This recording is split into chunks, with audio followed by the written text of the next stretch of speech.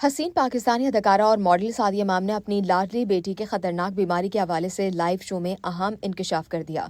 अदाकारा सादिया इमाम ने हाल ही में निजी टीवी के शो में शिरकत की और अपनी निजी जिंदगी से मुतालिक कई मौज़ूआत पर खुलकर गुफ्तगू की। अदाकारा ने एक सवाल के जवाब में कहा कि उनकी बेटी मीरब की पैदाइश जर्मनी में हुई थी। पैदाइश के कुछ माह बाद ही मौसम सरमा में कमरे में बेटी की तबीयत बिगड़ गई। उन्होंने बताया कि जितनी भी सर्दी हो, मुझे हमेशा गर्मी ही महसूस होती है। एक दिन मैंने कमरे का दरवाजा खोल दिया कि बाहर की सर्द हवा भी आ जाए। ऐसी सूरत हाल में मैंने बेटी को बहुत से गर्म कपड़े पहना दिए थे। मेरा ये अमल देखकर शौहर अदनान कहने लगे कि ये एक दिन तुम्हारी ही वजह से बीमार होगी।